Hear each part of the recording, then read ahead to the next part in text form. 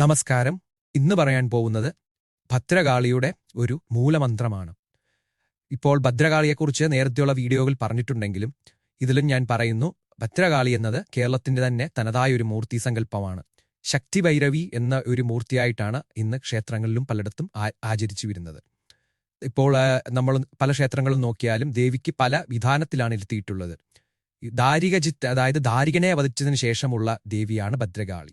ബാക്കി രുരു എന്ന അസുരനെ വധിച്ചിട്ടിരിക്കുന്ന കാളിയുടെ ഭാവങ്ങളെ രുചിത്തെന്നും അങ്ങനെ പല ഭാവങ്ങളിൽ ഭദ്രകാളിയുണ്ട്. നമ്മളപ്പോൾ ഒരു ക്ഷേത്രത്തിൽ ചെന്ന് കഴിഞ്ഞാൽ അവിടുത്തെ ദേവിയുടെ ഭാവം എന്തെന്നോട് അറിയുന്നത് നമുക്ക് ഈ മന്ത്രങ്ങൾ ജപിക്കുന്നതിന് പൂർണ്ണസിദ്ധിയിലേക്കും എത്താൻ നമുക്ക് ഉപകാരപ്പെടും. അതുകൊണ്ടുകൂടിയാണ് നിങ്ങളോട് ചെറുതായിട്ടൊന്ന് പറയുന്നത്. ഭദ്രകാളി ദാരികനെ വധിച്ചതിന് ശേഷം ശക്തിഭൈരവ ഭാവത്തിൽ മാന്ത്രികർ അല്ലെങ്കിൽ അന്നത്തെ ജ്ഞാനികൾ ഉണ്ടാക്കിയ മൂലമന്ത്രങ്ങളാണ് ഇന്ന് കാളി പൂജയ്ക്ക് വേണ്ടി ഉപയോഗിച്ചുകൊണ്ടിരിക്കുന്നത്. നമുക്കതിൽ ഭൈരവിയുടെ ബീജാക്ഷരങ്ങളും ഭദ്രകാളിക്ക് വേണ്ടി ഉള്ള ബീജാക്ഷരങ്ങളും ചേർത്തുണ്ടാക്കി ക്രോഡീകരിച്ച മന്ത്രങ്ങളാണ് ഉപയോഗിച്ചു വരുന്നത്.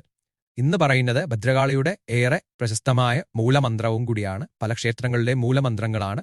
അതുപോലെ ഉപാസകന്മാർക്കും നിത്യം ജപിച്ച് ഹോമങ്ങൾ ഒക്കെ ചെയ്യുന്നവരും ഉപാസിക്കുന്ന ഒരു മന്ത്രം കൂടിയാണ് പറയുന്നത്. ആദ്യമായി ഋഷിയും ഛന്ദസ്സും ദേവതയും പറയുന്നു. ഈശ ഋഷി പങ്ക്തിച്ഛന്ദ ശക്തിഭൈരവീ ദേവത. ധ്യാനം. കാളീം മേഘസമപ്രഭാം ത്രിനയനാം വേതാളഖണ്ഡസ്ഥിതാം ഖഡ്ഖേടകപാലദാരികശിരകൃത്വക്കരാഗ്രേഷുജ ഭൂതപ്രേതപിശാചമാതുസഹിതാം മുണ്ടസ്സ ജാലങ്കൃതാം വന്ദേം ദുഷ്ടവസൂരികാതിവിപദാം സംഹാരിണീം ഈശ്വരി. ഇങ്ങനെയാണ് ധ്യാനം.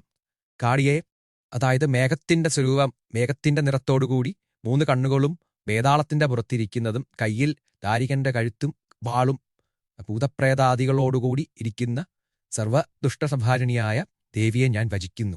അങ്ങനെയാണ് ധ്യാനത്തിന്റെ അർത്ഥം. ഇനി മൂലമന്ത്രം. ഓം ഹ്രീം ഭം ഭദ്രകാളിയേ നമ.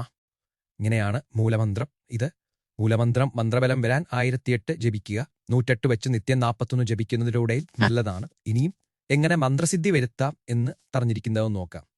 ഇത് ധ്യാനത്തോടെയും വ്രതത്തോടെയും കൂടി 1,00,000 ഉരു ജപിച്ച് 10,000 ഉരു ചെമ്പരത്തിപ്പുഷ്പം ഹോമിച്ച് പൂജിക്കുക. എന്നാൽ മന്ത്രസിദ്ധി വരും. കാളിക്ക് ഏറ്റവും ഇഷ്ടപ്പെട്ടതാണ് ചുമന്ന പുഷ്പം, വിശേഷിച്ച് ചെമ്പരത്തി.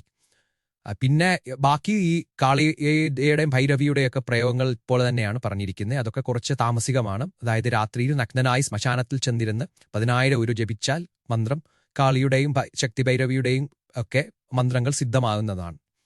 പിന്നീട് വളരെ താമസികമായ പ്രയോഗങ്ങളാണ് ശവത്തിന്റെ ഒക്കെ വെച്ചിട്ടുള്ള പലതും ഗ്രന്ഥങ്ങളിൽ പറഞ്ഞിട്ടുണ്ട്.